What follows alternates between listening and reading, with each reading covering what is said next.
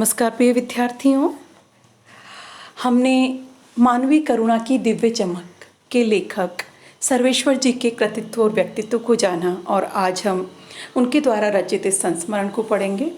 बहुत ही रोचक, प्रेरणादायी और कहूँ कि बिल्कुल यथार्थ लगने वाला या कहें कि उनकी यथार्थ अनुभूति का जीवंत चित्र हमें इसमें देखने को मिलता है।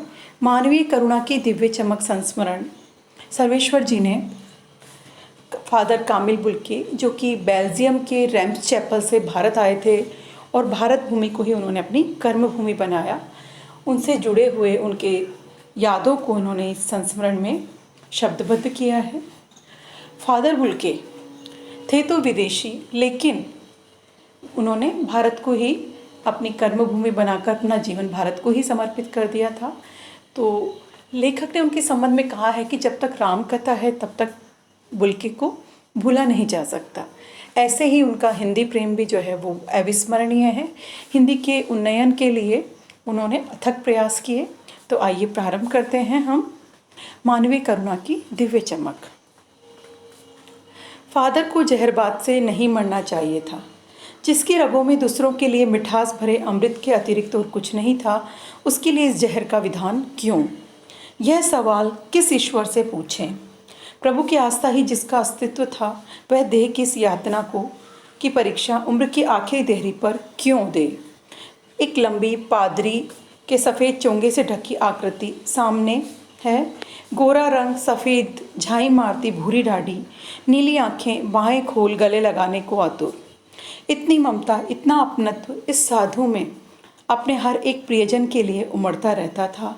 मैं 35 साल से इसका साक्षी था, तब भी जब वे इलाहाबाद में थे और तब भी जब वे दिल्ली आते थे। आज उन बाहों का दबाव मैं अपनी छाती पर महसूस करता हूँ। देखिए, बहुत संक्षिप्त कहें कि एक शब्द चित्र हमारे समक्ष है कि फादर बुल्के आखिरकार दिखते कैसे थे, उनका अपनों के साथ मिलने का तरीका क्या था, लोग क्या अनुभव करते थे। लेखक का साथ कोई 10-5 बरस का साथ हो ऐसा नहीं है। 35 वर्षों तक उन्होंने फादर बुल्के के साथ कहें कि उनसे जुड़े रहे, उनके संपर्क में रहे और उन्हीं यादों को उन्होंने यहाँ लिखबद्ध किया है। तो यह विश्वसनीयता के लिए पर्याप्त है कि कोई, हम ये नहीं कहेंगे कि कोई क्षणिक यादों को उन्होंने लिखबद्ध कर दिया हो।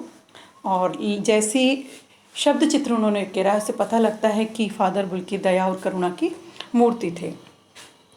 फादर को याद करना एक उदास शांत संगीत को सुनने जैसा है। उनको देखना करुणा के निर्मल जल में स्नान करने जैसा था और उनसे बात करना कर्म के संकल्प से भरना था।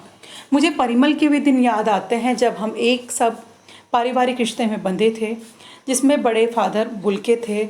हमारे हंसी मजाक में वह निर्लिप्त शामिल रहते, हमारी गोष्ठियों में वह गंभीर बहस करते, हमारी रचनाओं पर बेबाक राय और सुझाव देते और हमारे घरों में किसी भी उत्सव और संस्कार में वह बड़े भाई और पुरोहित जैसे खड़े हो हमें अपने आशीषों से भर देते। मुझे अपना बच्चा और फादर का उसके मुख में पहली बार अन्न डालना याद आता है और नीली आंखों की चमक में तैरता वात्सल्य भी, जैसे किसी ऊंचाई पर देवदारू की छाया से खड़े हो।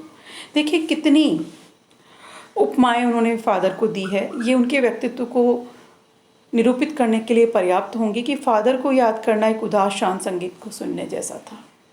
मतलब कि जब व्यक्ति उनको देखता तो एकदम शांति से, नीरवता से भर जाता, उसका चित्त और मन निर्मल हो उठते कि उनका व्यक्तित्व जो था, वो जो दिखाई देता था, उनके बाह्य व्यक्तित्व भी इतना आकर्षक था और करुणा की निर्मल धारा जो है उनकी आंखों से सदैव बहती रहती थी ना। लेखक कह रहे हैं कि वे तपस्वी होते हुए भी, या कहें कि गृहस्थ नहीं थे, फिर भी वे गृहस्थ साधु थे ना। वो गृहस्थ होते हुए भी साधु थे और अपनों से उनका मिलना, अपनों के बारे में सोचना, अपनों के हित में काम करना, ये लेखक को बार बार याद आता है। लेखक को याद आता है कि वे अपनों के साथ कितने घुले मिले थे। लेखक के परिवार में ही उनका आना जाना और उनके क्रियाकलाप ऐसे थे जैसे कि वे लेखक के घर के वयोवृद्ध व्यक्ति हो। इवन यहाँ तक कि उनके बच्चे के मुंह में पहली बार अन्नप्राशन जो होता है वो भी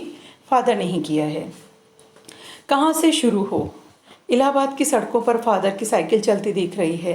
वह हमारे पास आकर रुकती है, मुस्कुराते हुए उतरते हैं। देखिए देखिए, मैंने उसे पढ़ लिया और मैं कहना चाहता हूँ, उनको क्रोध में कभी नहीं देखा, आवेश में देखा है और ममता तथा प्यार से लबालब छलकता महसूस किया है। अक्सर उन्हें देखकर लगता कि बेल्जियम में इंजीनियरिंग के अंतिम वर्ष में पहुंचकर उनके मन में सन्यासी बनने की इच्छा कैसे जाग गई, जबकि घर भरा पूरा था, 2 भाई 1 बहन, माँ पिता सभी थे। देखिए, लेखक को फादर का इस तरह से संन्यास ग्रहण करना थोड़ा सा चौंकाता है कि आखिर उनके जीवन में ऐसी कोई कमी नहीं थी, ऐसी कोई रिक्तता नहीं थी, फिर उन्होंने क्यों संन्यास ग्रहण किया, क्यों भारत भूमि को अपनी सेवा कर्म के लिए चुना। तो यहाँ तक हम आज पढ़ेंगे। अगली कक्षा में हम आगे के पाठ का अध्ययन करेंगे। धन्यवाद।